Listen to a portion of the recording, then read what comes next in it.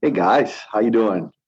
I'm a little bit too anxious today, and I started this live too a little bit too early. I'm looking at the clock right now. It's 11:56. It's Wednesday, but as promised, I'll be here with you every Wednesday at noon. And I got to tell you, I'm a little bit in a different scenery today. I'm actually at my mortgage office here, one of the cubicles, of course. And so this is untested equipment here, guys. So if you can step up and kind of tell me if there's something wrong with the mic or there isn't, really appreciate the opportunity for you to kind of help me out. Okay. So yes, I'm testing out the mic. I'm testing out the camera. I'm trying to not be as loud because I am in a business environment here. I'm usually the loudest person. And of course, I have this headphone over my ears, so I do not know how loud I am, to be honest with you. But to this live today is going to be more towards geared towards the agents. It's training. I'm going to be offering training to a software called BackAgent. This software is it's been highly used by brokerages in the nation, and I think it's an amazing product. It's a wizard product. It's great for new agents. I've been fighting with my office for years now to keep it in the house. They finally got the idea right, and our agents are using it, and I think there may be more brokerages out there that can appreciate the training. Um, Agents, if you're new and you just got into a new brokerage and you need to do and you need to use Back Agent as your software to submit transactions, tune in. I'm going to give you pretty much the bulk of what you have to do, give you some tips here and there. But first, I'm going to share my screen and I'm going to also go over some updates here in the Houston market. I think it'll be a good idea as well. Okay, so hopefully everybody, you can hear me very well. And you can see me and my screen. Okay, just give me a little bit. I'm going to go ahead and share my screen with you. Um, There you go, my Chrome. And you can see me right there. I think this is the live going on. I still don't have any comments. Nobody tuned in yet, but okay, let's go ahead and let me slide this over to uh, right over here. Okay, so this is pretty interesting, guys. Okay, so I want to share a little bit of a market update. Okay, I've been seeing a lot of homes come in the market lately. The last few lives that I've done, we've been talking about how short of inventory we've been, and it's been real hard for a lot of agents, a lot of buyers out there to find new homes. Okay, so but I've been seeing a whole lot coming in like in the last few days. Okay, so you look at it here, new listings just in a 24-hour period. Okay, single family have 437 new homes came in the Houston market area. I mean, this goes Harris County, uh, this goes to Montgomery County, you name it. It's just all over the Houston market area, wherever the Houston Association of Realtors covers. Okay, 437 new homes have been new listed in the last 24 hours. 100, there's a percentage here of homes that have been in the market perhaps 30 days already, been outside of the market for the last 30 days under contract. They just now back on the market, meaning possibly something went wrong with financing. So you can see the percentage here of homes that have been listed and ones that have come back in the market because they failed to close for whatever reason. Okay, and then 257 homes in the last 24 hours have decreased their price. So therefore, they were in the market or they were listed maybe for 10, 15 days ago or 20 days ago, maybe sometimes 30 days, which is outside of the norm now. And they're now being decreased in price. Okay. So we're seeing some decreases on value. Also, you can see here that 426 homes just in the 24 hours period went under contract. So very healthy market, a lot of movement going on. Okay, and that's just on the single family category, guys. Okay, so I'm going to do this on just today alone. We had 107 homes listed. Um, we have 40 homes that just today got back in the market because again they failed financing, and 275 homes went pending just today, guys, today. So a lot of movement in the Houston market area, guys, a lot of movement. Okay, so but that's it for the update. I want to go jump in right away into training. I want to check here, see if I have any questions from anybody today, and I do not. So anyway, so this is what back agent looks like, guys. I'm gonna jump right in, and hopefully you do hear me today. Can't live without my coffee, of course. And wanted to share you something. You know, I've been using back agent for the last, I'll say, probably 7 to 6 years. Okay. There's a lot of tools here that an agent can utilize. The problem that I see is that if you're a typical agent, you have access to a number of different websites and softwares available out there for you to do your daily activity as a professional real estate agent. Okay. Well, a lot of the tools that BackAgent offer may be also available in other websites, okay, like reports, transaction managing, or perhaps even what they use here on the start. You can look at it here in the start. You have communications within the organization, okay? Um, so a lot of times you're going to find yourself already used to generating reports a different way. But then you came into a new brokerage or your current brokerage decided to now implement back agent into the agent's daily procedure, transactional procedure. Now you have access to this and they do offer similar reporting um, um, uh, similar reporting tools, or better or worse than what you're already used to. So you don't necessarily have to jump in and use these reporting tools that BackAgent offer you. But rest assured that if you came into a new brokerage and they say you must submit your transactions through BackAgent, that's what you're going to be doing every time you get a new contracts and you close, you go in here. Okay. Um, so I'm going to jump in right to the transaction situation. I'm not going to glorify you with all the other tools that this thing can offer you. I'm going to go straight into the transaction base. Okay. And what I want to be clear about is one thing for sure that a lot of brokerages out there might be having issues, um, is the fact that the agents are not utilizing this early enough. Okay. In other words, uh, most agents are waiting until like the file's about to close. And then they jump in here last minute and they throw in all the documents in here and they request the brokerage to generate a CDA for you because you need one to close, right? Get your paycheck.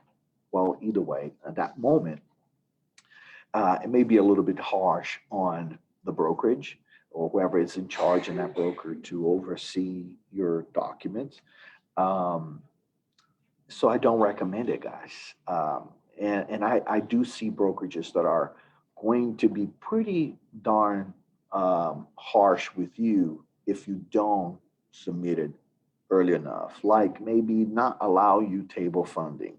You know, if you submit it too late outside of the window that we want you to submit these files into the back agent, we might, you know, cut your pay or hold your check for another week. You know, I'm not sure the typical things that brokers out there can be doing to sort of motivate you to submit this early enough. And I tell you why it's important. And I'm going to show you, of course, here why it's important for you to submit early. okay? So one thing you need to know is that this here can be synced with your calendar, your Google Calendar, your Apple Calendar. So therefore, every time you enter an important date here, it's going to be synced with your calendar where you can keep up with some of the important dates in each one of your transactions. Okay. All right. So, like I said, I've been working here for the last 7 years. Recently, I transitioned from one brokerage to another, so you don't see a lot of activities here. I do have, however, when I used to be with Remax, all my other activities are there. Uh, but I'm going to show you here real quick how cool this is. All right. So you come in, log in to BackAgent. It's the first page you're going to get. Okay. Then you're going to go straight to transactions. And here you're looking for to how to add a new transaction. And you're going to scroll over to add a transaction button. And you're going to choose the type, the category of this transaction you're creating. Okay. In most cases, if you're a real estate agent and you don't deal with commercial, you're not ever going to click that button there. But if you do some, you do have a commercial tab. Again, the brokerage itself has its own settings in the background, okay, where they can stipulate what of these categories can be available to you, okay? In this case, I am going to be submitting a residential transaction.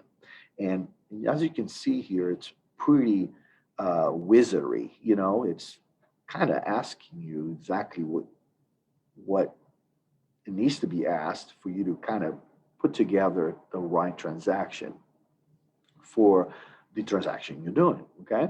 So it's going to be asking you a lot of questions for the most part. And you're going to say, what type of transaction is this? So you're either going to be working with a sale or a sale listing or a lease listing. In this particular case, my example is going to be for sale or sale listing. In what stage are you in the transaction? So I'm going to uh, I'm going to go ahead and begin with the start stage so you can see exactly what is going to happen from each one of these stages. And that's really where I think your brokerages would want you to begin entering your transaction. Okay. They want you to start here because I don't know if you know much about mortgage. And when you submit a loan file to a bank, it goes to an underwriter, right? Well, this system here, it's like an underwriter. Okay. What's going to do is it's going to give your brokerage the ability to see the documents you are working with. Whenever you enter into a sale, you fill up a contract. But what if there are mistakes in these contracts? You're a new agent, you're bound to have mistakes happen, okay? You're missing a date, you're missing an initial. Well, this is going to hold you accountable. So by doing this early enough, it's going to allow your brokerage to catch a mistake early, because the earlier you catch that mistake, the better. Okay, it avoids a whole number of issues that can come up later. It can cost you money, some mistakes. It can cost your buyers money. This will avoid problems. Okay. So, anyways, I'm going to start the transaction. In this particular case, I am working with the seller, the documents that I prepared. Of course, I didn't want to create a mock trans. Forgive me. I didn't want to create a mock transaction. So therefore, what I've done is I'm picking up a new file that I just got under contract. Uh, Obviously, I'm a little late on it, and this is not a good example for any of you right there out there. But I'm using, and I saved it. I'm going to lie right now. I saved this file for this situation, for this training. No. I didn't. I really just didn't get around to submit it early enough. Okay. But either way, if you're a new agent, please submit this early enough. Your broker may make it mandatory that you do, and there may be some penalties there. So which party do you represent? So in this case, I am representing the seller. Okay, and who is the seller? This is important here. So you are going to click this link and it's going to ask you who the seller is. Um, I know that I've worked with this client many times over, so I am going to uh, put his name here. Oh, but I am in a new system, so it might not be here yet. No, it is not. Let me see here.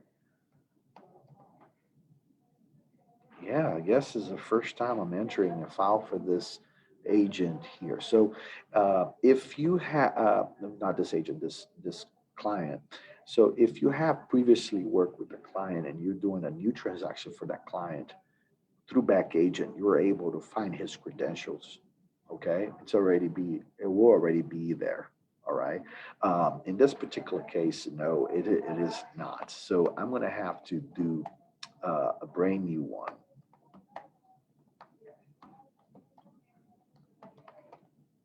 And well, this is going to be a little tricky for some of you. Typically, you're going to put the first name and last name, and you're representing a, uh, just an entity, a person, okay, not a company. In this particular case, I am. But in this case, because it is not a licensed real estate company, it's not a brokerage or of any kind. So I'm going to treat that company as an entity. Okay, there you go.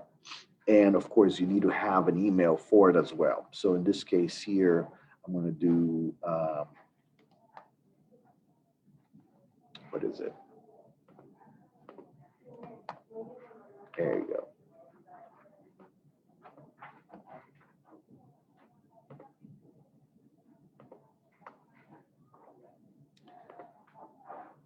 And I've created it.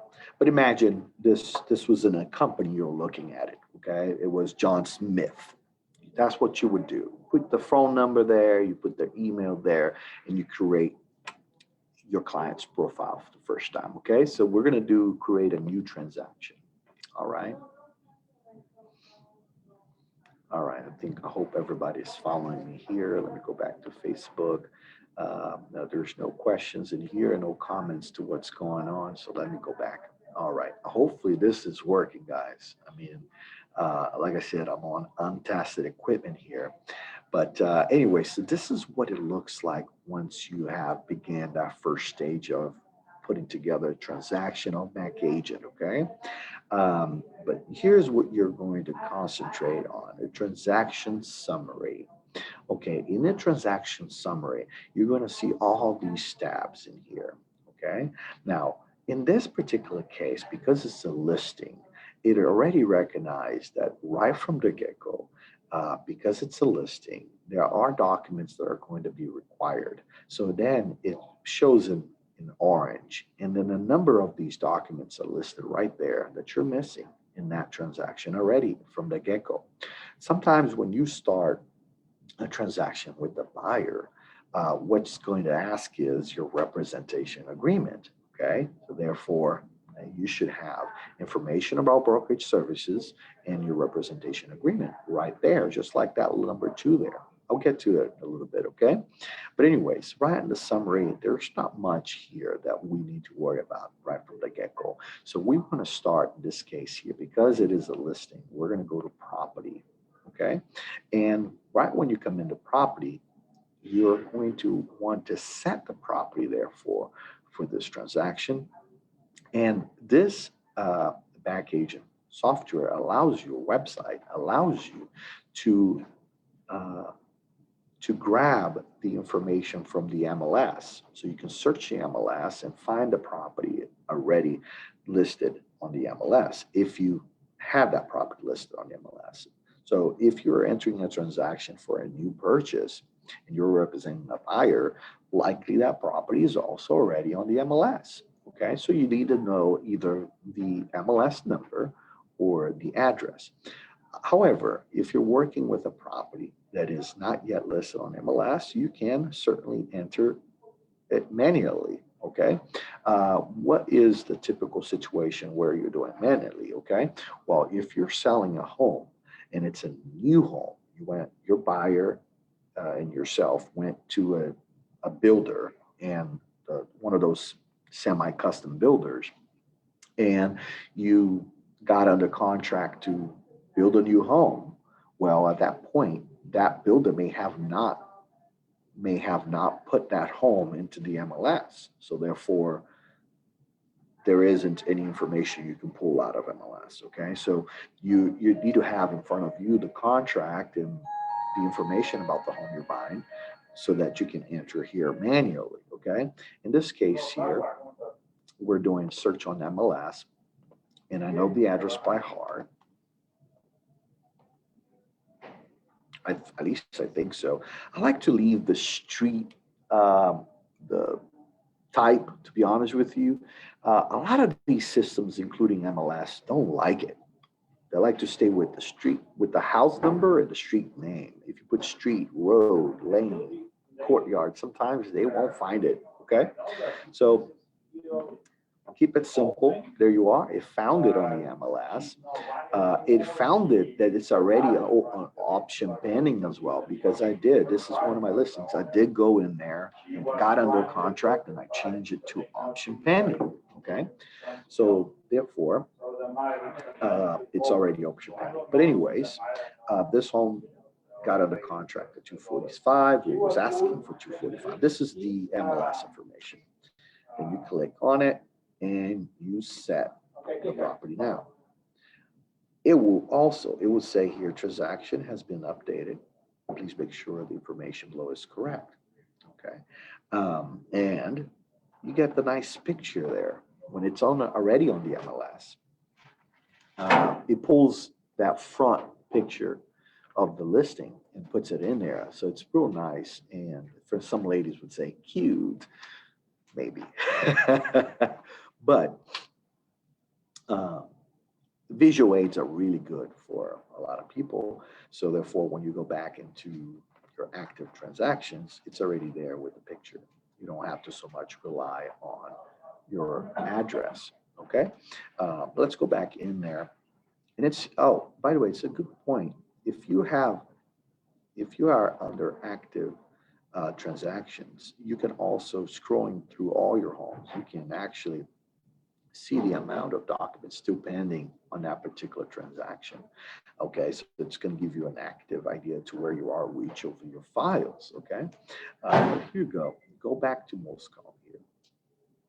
All right, so I like to walk each one of the tabs. Okay, so therefore you go in and you can see the stages here. Now I'm going to start showing contract, pre-closing, post-closing, and then to a point where you submit the file to your broker and tell them, hey, I submitted all the documents that we were going to get in this transaction. Therefore, I want to generate a CPA. And you submit it. So at that point, they're going to review. Okay. But we're not going to get to that yet. We're going to go to contacts. And here we're going to know that who is the seller agent. Okay. So you have seller, buyer, side. Okay. And on my side, I'm representing the seller. So there's a seller there. If you have additional sellers, you can click here by just doing this, and you can enter a new seller there, a husband, a wife, a significant other or partner, whatever it is, you can put it in there. And then who is representing that seller? In this case, it's just me. It's auto populated here where my supervisor, my broker, my team leader, all of them kind of go into this category for some reason. It shouldn't be this way unless your broker wants it to, okay? But typically it would be just you here. All right, so you can add a partner to a transaction. However, if you do have a transaction where you're partnering with somebody, you can add that partner here so your broker knows who you're paying half of the commission to, okay? Or you can set a team as well. Well, those members you've seen there were part of my team. However, in this transaction, you know, the brokerage gets paid, not the team, okay?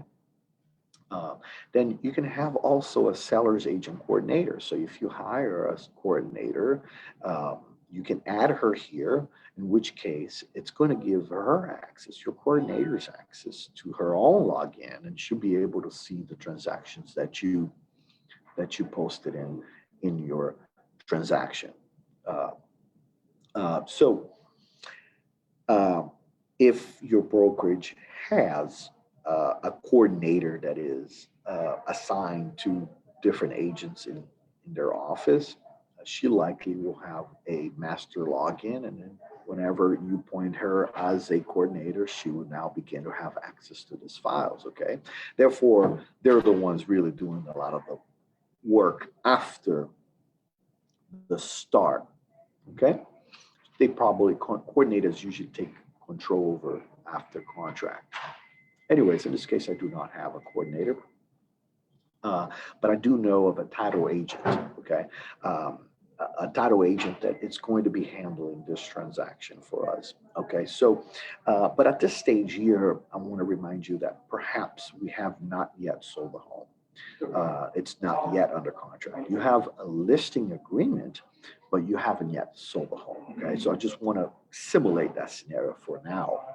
Okay, so then therefore you're going to go to dates, and it's going to ask you primarily what dates are effective here. Remember, all the dates you put here can be synced with your calendar. So therefore, it will always serve as a reminder. Okay.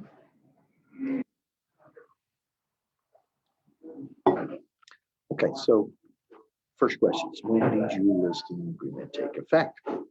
Well, I don't quite remember when it did, to be honest with you. But I am going to go out there and look at it real fast. So I have all the files here in this folder, and all I got to do is find the representation, the listing agreement. Well, I have two, I'm not sure, but here they are, and it started May 7th. That's when I first enter into a listing agreement with the seller. So we'll go back to May 7th. That's when I first listed the home. Okay. By the way, this home already went over with two other contracts. It just been bent out with financing, so it went back in the market. Okay. That's why it's been so long. But when does your listing agreement expire? So then I'll go back in there again in my listing agreement. I typically set all my listing agreements for a minimum of 6 months, sometimes a year. But I like to kind of end all my listing agreements by December 31st. I try to, okay? Um, it's dumb, I know, but I like December 31st to end things. So, and you go ahead and enter here, December 31st. Is this a company lead? Okay, so if it is a company lead, you're by answering yes or no, you're letting the broker know that this is one of the leads they gave you. Sometimes you may have a deal with your broker that if they provide you a deal, instead of your typical 70-30 split, then they will give you a 50-50 split. So by saying yes, that could trigger where your broker knows that this is a 50-50 split. So whenever you submit this file for underwriting or to request for a CDA, then it should automatically calculate for you what your commission split's going to be like. Okay. So in this particular case, no, this was not a company lead. What type of property is this? You can answer whether it's a 1-4 condominium, farm, ranch, or lot. Okay. Every time, guys, you select one of these options, the back agent understands what kind of property you're dealing with, and it may generate, like for instance, condominium, it may generate a condominium listing addendum. Okay, so therefore, there will be more docs here. If I put condominium, then this changes to 3 documents, because now it's going to be expecting a condominium listing agreement addendum. Okay. All right. So in this case, is 0124. What is the ownership status of the property? Well, this could be a builder, right? And if you were due to a builder, then in this case, again, it's going to trigger under documents a different set of documents that you will need for the transaction. It will no longer be the Texas track contract. It will be a builder's contract. So therefore, it's going to expect that. All right. This case is conventional and it is a resale. Now, if you were to put short sale foreclosures or HUD foreclosures, therefore, additional documentation may be requested from you. Okay. Conventional. Another example here. Was the property built before 1978? Well, if you say yes, it's going to trigger, you guessed it right, lead. Lead based paint was predominant before 1978, where all the paint had lead in it. So homes that were painted or some other construction materials that were used before 1978 had lead on it. So therefore, it is deemed unsafe. So you must disclose that when you're selling a home that's been built before 1978. So if you say yes, it's going to, again, trigger for you to add into the documents the LAD addendum or amendment, okay? In this case, no, this home was not built in 1978, so that document will not be there for me, okay? We'll not ask for that document here. Is the property subject to owner association? Well, in this case, I know it is. There is a homeowners association present. It is mandatory. So therefore, when I say yes, it's going to request me to have documents later on when when we enter into contract, another document's going to populate there. Is the property in a water district? Yes, in this particular case, it is. And once I say yes, if your broker wants you to present it to him, he's going to ask for that document. Is the property in the flood hazard area?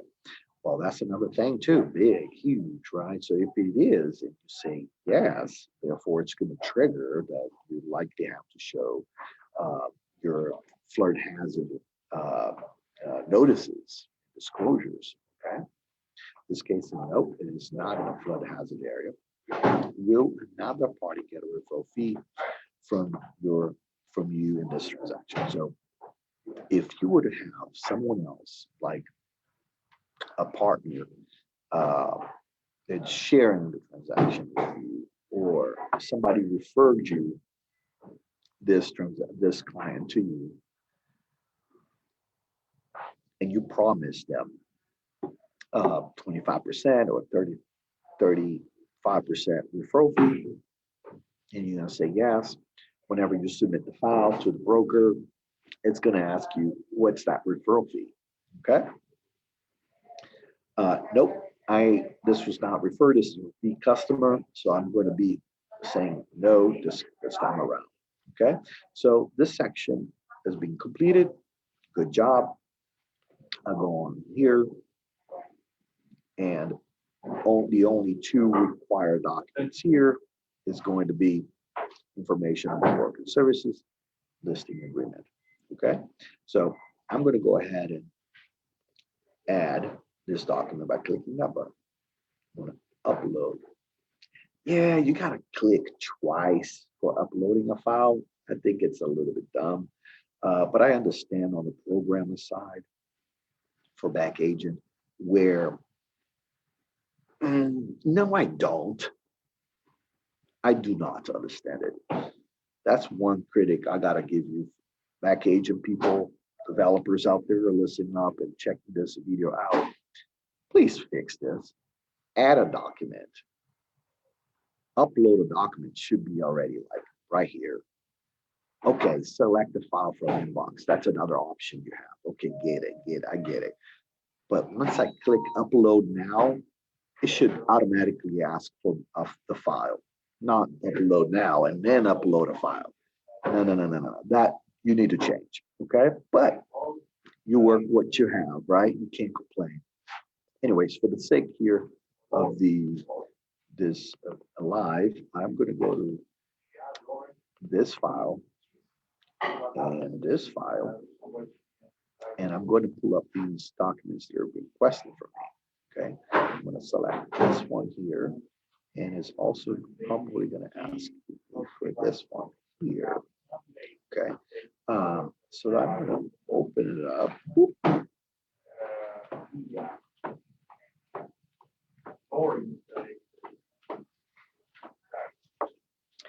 And it's going to give you all the files there. And this I find it really cool. Okay, this section here where you're actually managing the files that you're going to upload into the system, I find it really cool because sometimes you can have multiple documents in different documents. They're all part of the same transaction, but they're different documents. And sometimes you want to organize it and know exactly what you're clicking on. But this one agent sent you a single file, a single PDF file where there is 100 pages in there for multiple documents. They're all related to the same transaction, but they're not the same document. They're just various documents piled up into one file. Well, this gives you the ability to pull that one single page from that pile of documents. Okay. Well, in this case here, I know that all 11 pages belong. What I do also like about it is that this is one last opportunity that you will have to kind of verify if what you're submitting is what you uploaded.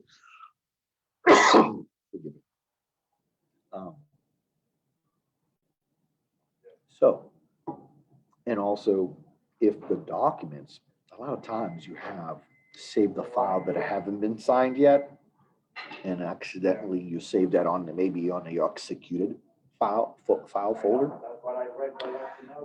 and then didn't have signatures. Well, this is your last time to kind of verify that, right? So you can make sure this is the document you're uploading correctly, that you pulled it correctly, and it does have the signatures. Okay, it's good to maybe verify every single one of them. Okay, but in this case here, I'm going to go select all 11 pages in the right order, because if I put this page first and I put this page here second, you completely disorganize your document. Remember, the majority of these files are set where there's one of 11. You don't want to have page 2 in place of page 1. You know what I mean? All right, so be really careful with that. So in this particular case, all you want to do is click on select all files. Okay. Create document. Then all the documents that are required are going to be on that exclamation triangle. And again, these are documents that are required during the stage that I am in the transaction. Remember, I selected start. Okay. Therefore, this is the start date. Okay. The start required documents. Each stage is going to have different requirements here, guys. Okay. Sometimes if you're a little bit ahead than what's required, remember, you also can use this as database for your documents, okay? At least secondary database. Maybe right now using Google Drive, or maybe you're using iCloud to save your files, or your hard solid state drive, but this certainly is a place where it's safe haven for your documents. Later on in the future, you need to get a copy of anything, you can go back in here and always pull these documents you're saving, right? But either way, right now it's required for me to put the listing agreement. So that's what I'm saving. I can put notes if I want to. I don't need to at this moment. So I'm just going to save. It's going to go back. It identifies that you had an additional document to kind of select its destination, and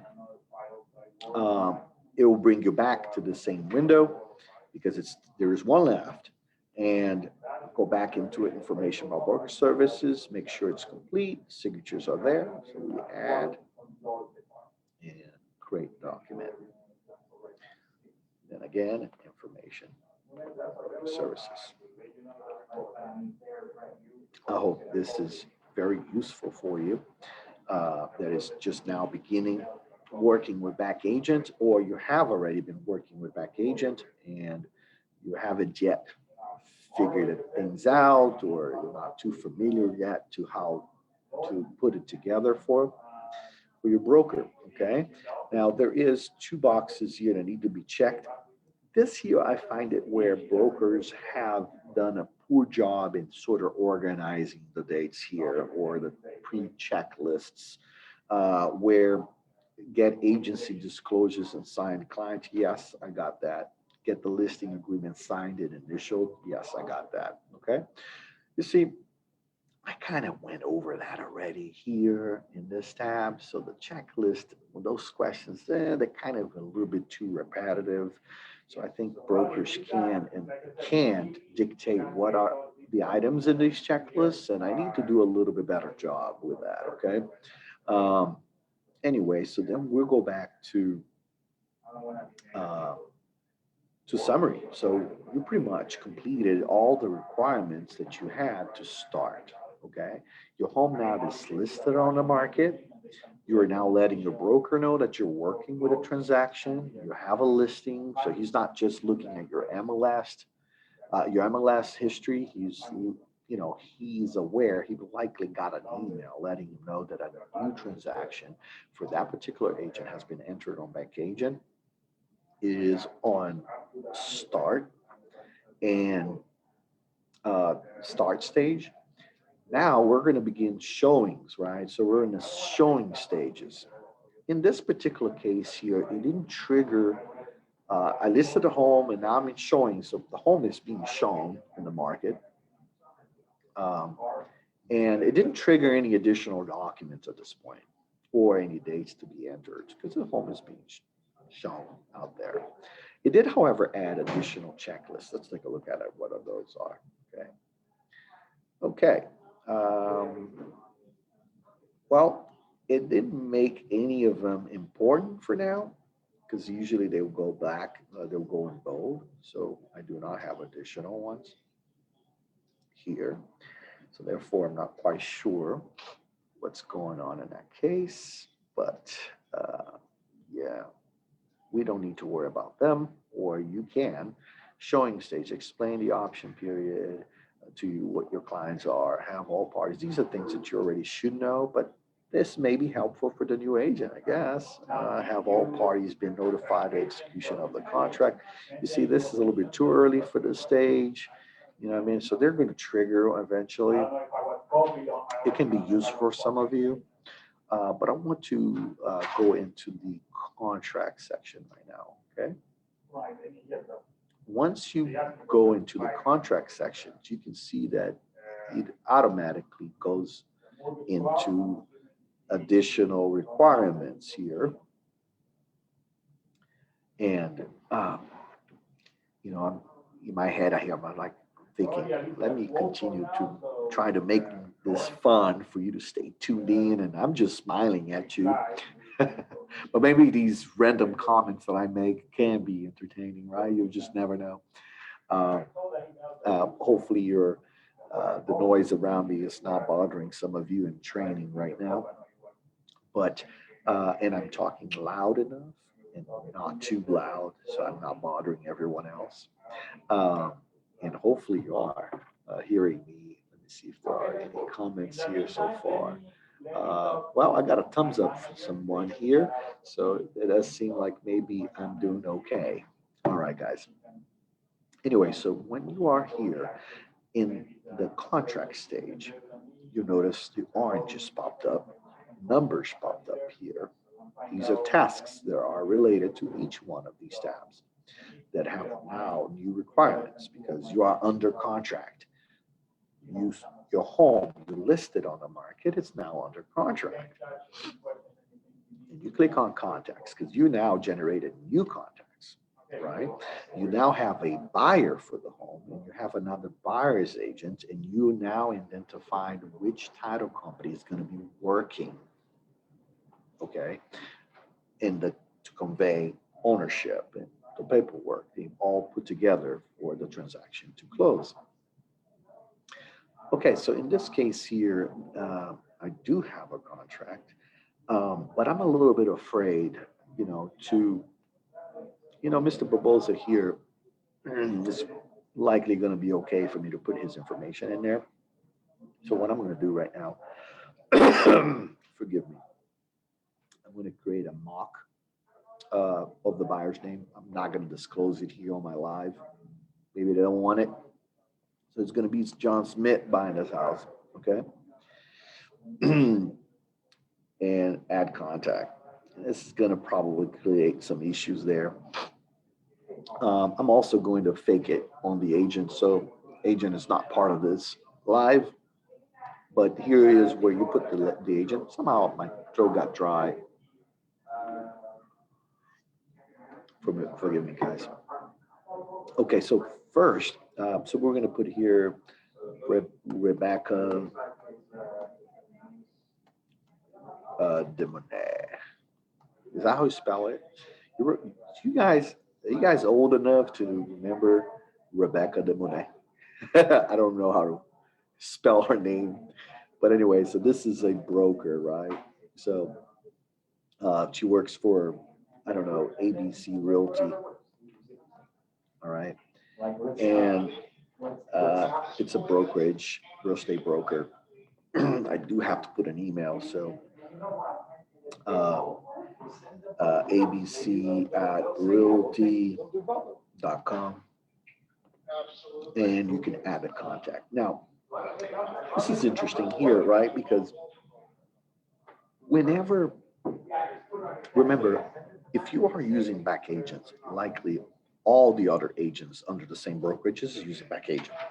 So therefore, you can share the contact information of that agent that you were working with right now,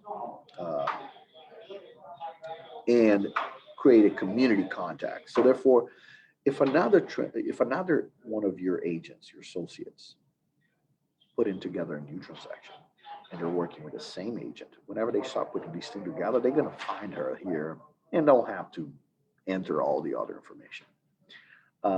It can fail sometimes, if that other agent eventually changed brokerages, so therefore you might be putting the wrong information here if it hasn't been updated, okay? So be careful with that. In this case, because I'm putting a mock agent, then I'm going to put my contact only, and I can go back in there and delete it later. I'm not going to share with everybody else.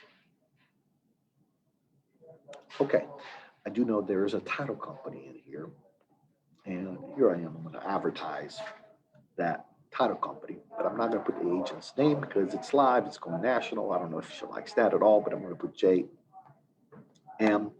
I'm pretty sure, actually, it's the opposite.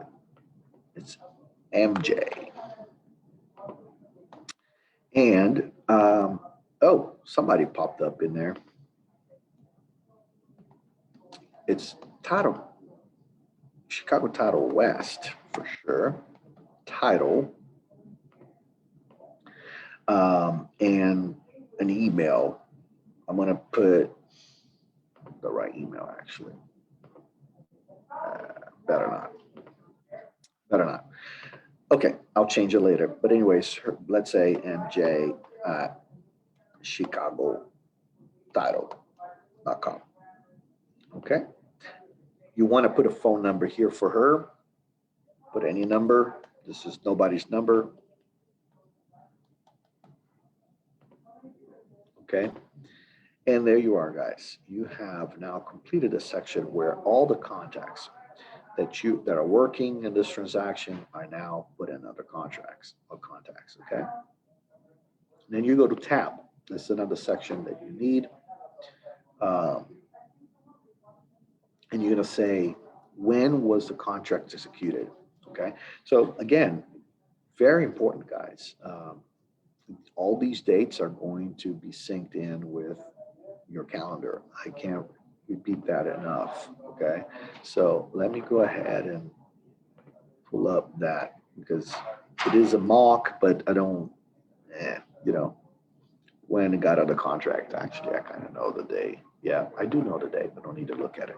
Okay. It was on Saturday that I executed the contract. How long is the option period? In that case, it was 7 days. But here's one thing I didn't, that I'm bringing it up here. Perhaps BackAgent can work on this. There were several other systems that I used that didn't really count for that. Well, so the post office this year did not open on July 5th, the Independence Day. So they made July 5th, a Monday, a holiday. Well, um, putting 7 days here wouldn't really be fair because being it's a holiday, you really didn't have the ability to get an inspector out there. So you agreed to give uh, the buyer 7 days to do an inspection for their option period, but yet they only got 6, right? So I don't think it's fair. In this particular case here, I would say you want to kind of trick the system. It is not recognizing that Monday was a holiday. So I'm putting 8 instead, okay? But in most cases, what you want to do is put exactly the number that your contract was agreed, was executed, how they were executed, and it will give you the option period when it ends, okay? This number, once it's saved, is going to sync with your calendar. Now your calendar can have an alert to let you know that, hey, man, your contract is, your option period under your contract is going to expire soon, okay? So if you're working with the seller or you're working with the buyer, this can be very useful for you. Keeps you in your game with all the important dates, okay? You click save.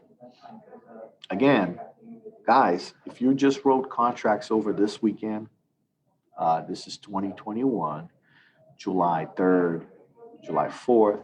I don't think you were working on July 4th, but if you so happen that you did and execute a purchase contract and it had an option period, or, you know, these Texas contracts require you 3 days to submit your earnest money and your option fees. I don't think Monday counts in this case, July 5th, 2021.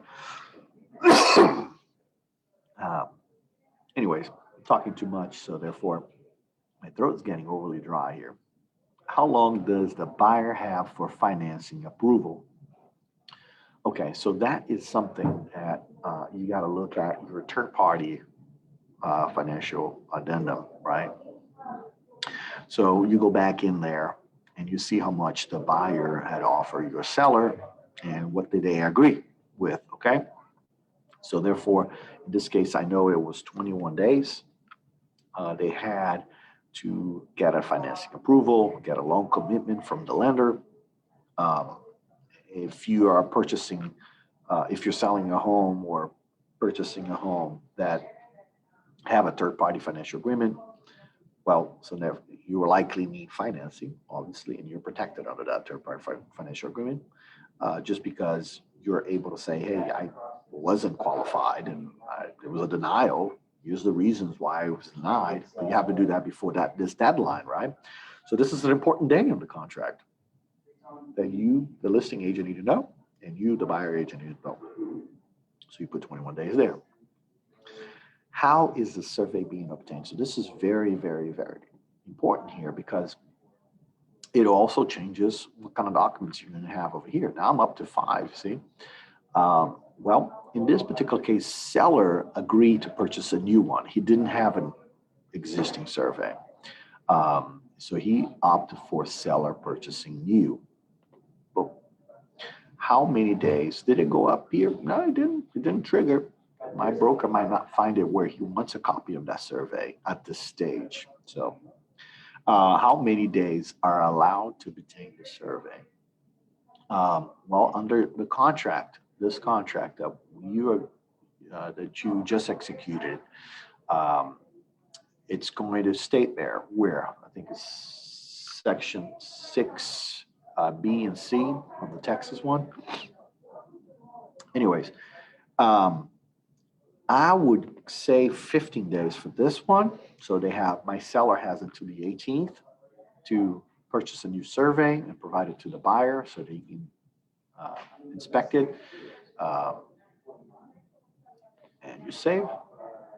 What closing date is on the contract? I remember that this one here was August 3rd. So you can either go straight there or go next there and go August 3rd. Again, this is all creating reminders on your calendar, guys. See that? Very important. Is the buyer's agent also a member of the brokerage? Well, if I'd said yes in this case, it will certainly trigger the intermediary agreement.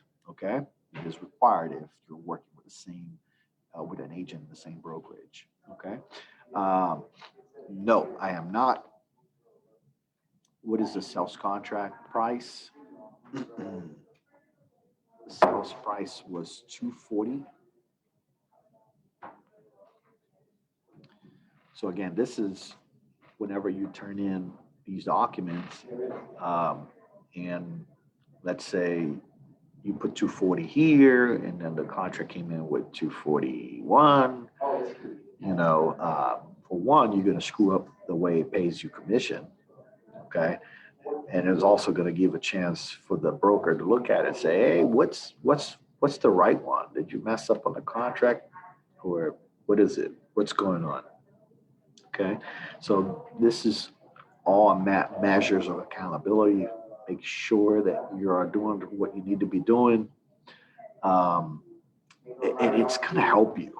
So trust in this, work it, because it's there to make sure you avoid mistakes. Okay, what type of financing is the buyer using?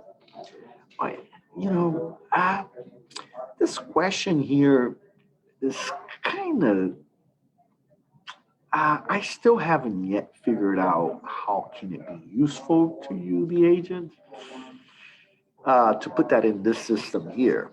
I mean, of course, it's useful to know when you're selling the home or you're buying a home. Of course, no doubt about it. But what's the indicator here? Maybe to create reports, say, hey, X amount of sales I had this year were mostly conventional loans. Maybe, okay? That could be the purpose behind it. But you go into, or maybe if you put FHA, oh, just identified one, okay? If you put FHA in here, okay, but then your broker goes in there and opens up your third-party financial agreement, addendum, and it says that it's conventional instead. He may require you to change that third-party agreement to conventional. Well, the lender might actually require you to do that anyways, right? But what if you submitted this to the broker and then the lender made you change things? Well, in this case here, the when it comes time to generate a CDA, the broker may be like, well, I notice it. You have to go back in there and put the new third-party agreement in there before I can release it. Okay, so in this case, it's a conventional. There's a couple more informations here that I tend to ignore, so I ignore that. So there you go. I created a profile for that contract. All the important days are there. They're synced into your calendar. And there you go, documents. Let's go do it. All the requirement documents: wire fraud, residential contract, addendum to property subject to mandatory membership, notice to real property in the water district. Remember, I said it. I told them that this is the property we will eventually acquire. But at this time, since I'm under contract now to sell, the buyer has signed these documents, right? So then therefore they need it. Okay. Seller's disclosures notice needs to be signed. Third-party financing addendum. What else? That's it. Okay. So you go to add document, upload document, See, that three-step thing is, I heard some people complain about it. I just complained about it twice.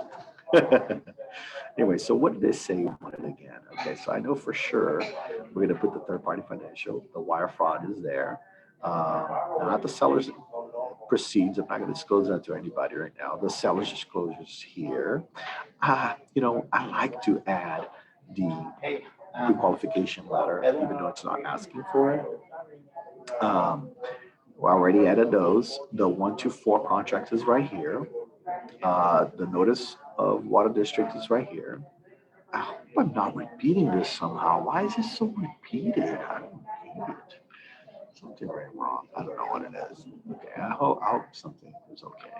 Um, okay, so non-royalty item addendum. Oh, there was one, so I need to add that. Information, well, no. I don't need to highlight the proper features, disclosure ratio. Yes, this was executed, so I'll add that.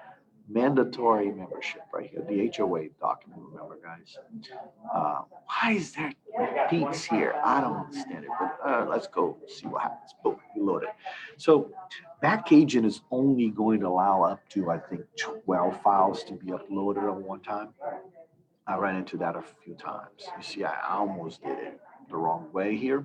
I think I got just about 12 of them. Maybe less. No, it was just less. Okay. Good. Okay. So the 124. It's a good idea for you quickly to glance at it, make sure this is the one that's been signed. And then you go into executed contracts here real quick. And then you go and create a document. That's not the way it works. Let's go look for what we just uploaded, which is this here. Oh, we're getting Amber Alerts going on in the house. One phone went off. Likely another will follow. Oh, see, mine just went off.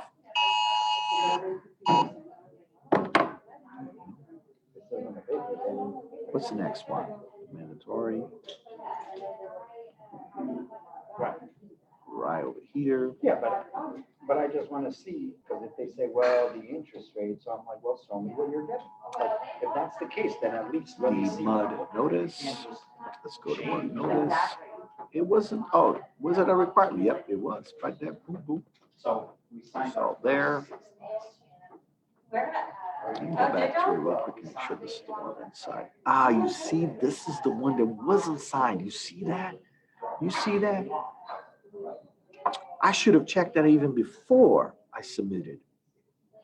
This is not the one that's been signed by the buyer. And I'm going to run into that probably with this one as well. Yes. Somehow, I don't understand how I have it. Okay. So I'm going to have to go back and redo those. Okay.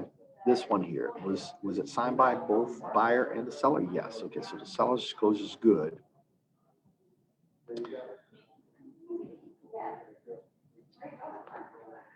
So signed by all parties.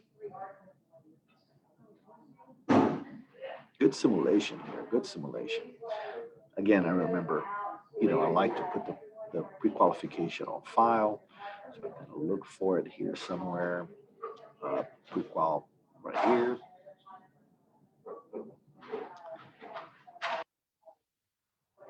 Third-party financial agreement. Make sure it's signed. Yep, by both parties. Yep. There you go.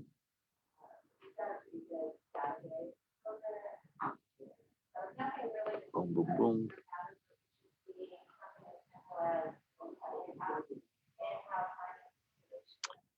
Wire fraud, make sure this one is signed by my client. Yep, it is. Wire fraud in this case, I'm not worried about the buyer because I'm representing the seller. So this is who I've gotten the warning notice to, okay? The signatures file. Let's suppose that the buyer's agent who works for another brokerage may have their own requirements as far as notice of wire fraud and all that jazz. So we'll do documents that their broker is requiring from them. It may be different from one or the other, okay? So in this case here, my broker wants every one of our sellers or buyers to sign a wire fraud warning because there's a lot of that going on out there. Non-realty item. Make sure this is the one executed. Yep, it was. Let's go ahead and throw that in there. It was not a requirement because the system did not ask me whether we were selling a refrigerator, washer, dryer, right? So where is that? Non-realty, and then right there. So it's not a requirement. Boom. But you want to add it, okay?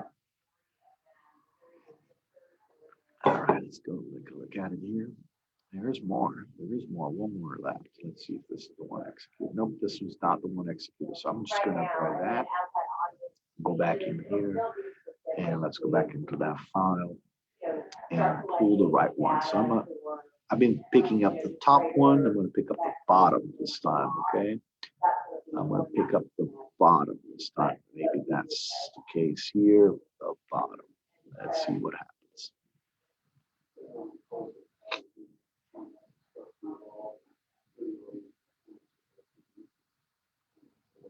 Okay, and there it is. I found the right one. So you're going to go back into the HOA amendment, and then you're just going to click on top of it again. It's going to override it. Okay, guys, it's going to override it. Disclosure. Let's make sure. Yep, that's the right one. Go back in here. Where was that? Disclosure relationship. I'm just going to type in here relationship, and it popped up right there. It's also not a requirement, didn't trigger it, so I'm putting it on anyways. I have more documents here, which was, what was it? Not that one. I did. Oh, here you go. This is the one here. Yep, it is signed. That's the one. Remember, I needed to correct this. I had a problem earlier. Again, it's going to overwrite the old one. If I click on top of it, even though it's blue, it overwrites whatever you have put in there before. And then I'm just going to give you an example here real quick. If I were to add this one, I'm not, okay? But if you go into create document and you see these little pages here, that means that you can use the same tab to add multiple ones. So therefore, you're not going to be overriding it, okay? In this case, I'm not going to do it. I'm just going to go back to transaction. So I have now entered everything that's been required from me at this stage. Okay. So now you go back to checklist. Let's look at it here real quick. Make sure the utilities are left on for inspection. That is a good reminder in your checklist. Okay. Or you know that your clients can use the next 7, in this case, 8 days. To do an inspection there.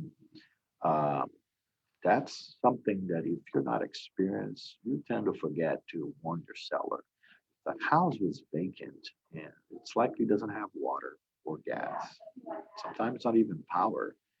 Your seller may be like, I'm selling this house. Why am I going to keep service on it? Maybe it's his first time and he's selling. So you as an agent need to be aware of those circumstances and make sure that utilities are left on for the inspection, okay? Or else the inspection is going to fail. Everything that needed water, everything that needed gas, or anything that needed power, basically everything in the house. So yeah, I did make sure. So update the MLS listing to option pending. Well, you see, you may have done this in reverse, right? Like I did. I already had the property under option pending. So I've already done that already. But maybe you went to your back agent because you're so eager to put all these documents in there. Therefore, you've already done it, okay? All right. I did click on that. And you're done here. You're done, okay? They were saying here one other document pending, but it was not an emergency. It's a recommendation of the survey. I don't have the survey yet, guys. Yes, I do like to put the survey. I actually like to put every document I have signed by all the parties in that transaction in here. I do like it, and I will continue doing it for the sake of making this training short as possible and direct. I'm not going to go ahead and put more documents in here. and I'll move on to the next steps. Okay. But once you do move forward, this is a recommendation by this broker, but your broker may require it that you have a copy of the survey. Okay. So go to pre-closing here, because at this point, at contract stage, you cannot yet submit. So you are pre-closing. So pre-closing, what you're going to do is here, it's actually, when is the closing date actually going to be held? I'm going to still say the 3rd here, okay? I'm going to count that this is going to go well, being optimistic. Now we're requiring another document. What is it? Okay, see that? Your broker may require this. My broker does. And the reason why he does require a pending copy of the MLS report is because he wants to make sure that you named the proper agents involved in this transaction, okay? So that kind of sucks that I have to do that right now, but I gotta do it, and I will do it. And then you go into the transaction, and you see that's option pen. These are many transactions that were done in this property before. Then you go in here, boom, and you go print agent full, print, very easy, and you save into that file. Let's save into the file. Is this the right file? I'm gonna put it here. Go back in here. No, wrong folder. Here, here, here, here. Let's put matrix in there. Good to go. All right, so we're done in this section here. So I'm gonna go in here. I can straight go in here instead of using this button here, add documents, download all files. You see, look, I have the option to download all files later, okay? If you lost it from another place. BackAgent promises they will keep it for you for at least 10 years, all these files, okay? So it is a vault that you have password to for 10 years, okay? BackAgent, please correct me if wrong, if that have changed. I think when you sold me this product back 7 years ago, that's what you had. And maybe you updated these days. I'm not quite sure. Correct me if I'm wrong. Maybe 20 years now, I hope. You never know. Maybe you have a client that's been there for 20 years, guys. And one day you want to go back. You don't have records anywhere else, but here, we'll save your ass. Oh, sorry, your butt. Your booty. I'm sorry. Okay, add a document. Upload a document. See these 2 steps here. Not cool. Matrix.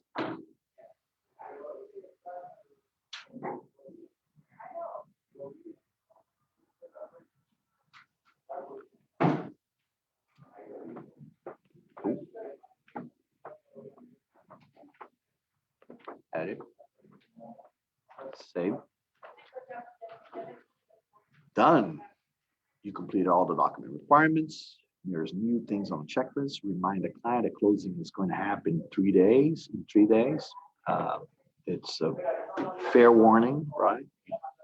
You remind them 3 days you need to be ready. Tell me what time you're ready to close. So it's a good checklist here. Submit commission request to office. Yeah, about to do that right now. So you don't do this post-closing, guys. You do not do this post-closing. You do this pre-closing. Post-closing are documents that are going to also be required there eventually, such as a copy of your closing disclosures, okay? And maybe other documents such as walkthrough, affidavits, or something that can come up after doing closing or after closing. You can go back in there and put a post-closing requirements for all your agents, okay? But in this case, it's ready to submit, okay? So then you create a request, and this is the funding request. It's always good to put a file number for your title company. In this case, I don't have a file number just because it just today, the earnest money got there. So I don't have that yet. Yeah, I don't, maybe. Don't have that yet. Okay. All right. So I don't have one right now. I'm going to have to correct this. here is where you're going to calculate your commission in this case. Let's say, I think this is 2.5 on this one. So total commission coming to me is 6,000, and I have a 20% split with my team. Therefore, it automatically calculates it for you. Your broker is going to work this around, guys. Your broker is going to put it all together and behind the scenes and have these numbers pre-written for you. So whatever your split is should already be here. So whenever you put the total commission, it will already dedicate the checks. So down here, you select if your broker allows you to do table funding, then you will click here. Table funding means that at closing, through this document you generate, this funding request, you are allowing the title company to know that your broker is okay for you, right, for them to write a check of commission directly to you at the closing table. That's really good. You get paid right there when you hand over the keys and all the documents are signed, right? That's really good. The standard funding, if you select that button, the title company is going to have instructions to send all 6,000 directly to the broker, and the broker, which can take another week, will then cut the checks for you. So yeah, you want to make sure your broker is allowing table funding. But again, going back into that scenario where you made a mistake, you did not submit this early enough, and he might not allow you to do the table funding. Okay, therefore, it takes another week for you to get paid. Do you want that? No, I don't think so. All right, guys. Then you submit it. And then yes, continue to next step. And it's going to ask you a couple of questions. And it is just make sure everything is going okay.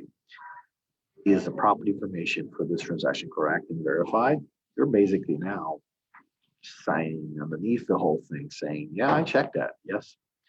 Are the contract to this transaction all filed in and correct with appropriate contract information, phone numbers, email addresses? I know in this case here, my broker, please forgive me, this is for the sake of training our agents and, and everyone else nationwide, but forgive me, I'm going to have to correct this a little later. Well, yes, for the sake of going forward, are all the dates, all the information you supply for this transaction correct and up to date to the best of your knowledge? You got to say yes. Are your only if it's true, guys. Are your documents all separated, attached, and labeled correctly? Yes. Are all your attached contract documents correctly signed and executed? Yes. And then you submit for the transaction. Okay, guys. So I just realized here that I do not need to click on that button right over here. So I won't have to get in trouble with my broker. All right. But this kind of concludes the lives, with another training for agents. I know I haven't had the opportunity today to interview anyone. I didn't have the opportunity today to give you anything related to a buyer and to a seller as far as hacks and tips to how to have successful transactions out there and buy the right homes and stuff that I like usually to give you.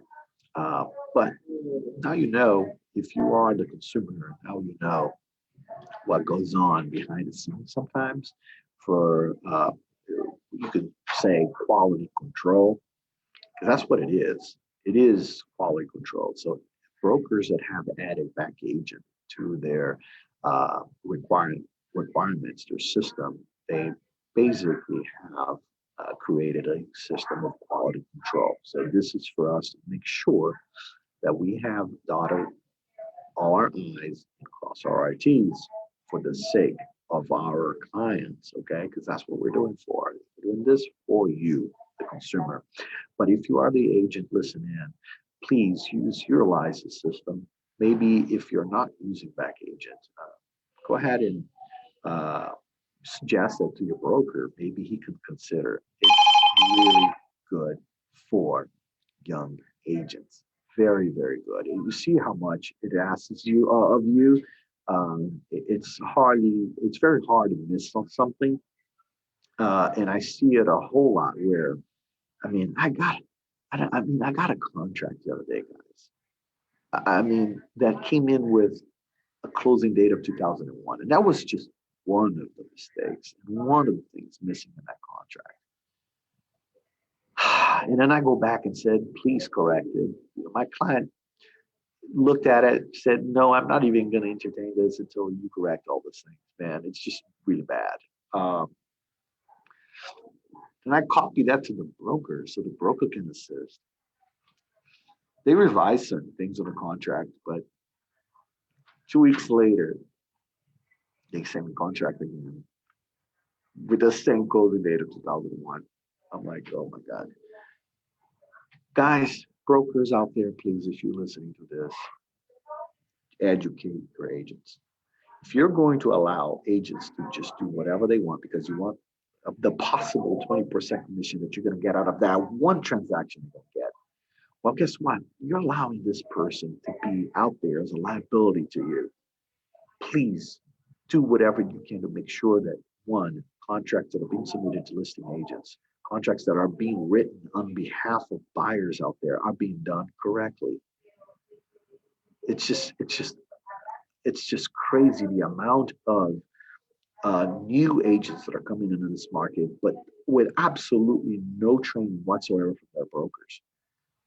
It's time for you to take accountability. One of these days, they're going to end up having a problem and it's going to fall up on you, the broker. So can you please do a better job? Please, please. Like all these champions out there, all these EXPs out there, and forgive me, that's where I'm getting the most of the wrong contracts from. Y'all need to do a better job. Okay. So thank you and hope you enjoyed this training for today. And we'll get back to you next week again. Join in on my YouTube channel by subscribing here. There's a button, subscribe now, and you'll be able to see all the new updated videos I put up every week or additional ones that I do randomly. Okay. So yes. So until next time, thank you so long and have a great day. Bye-bye.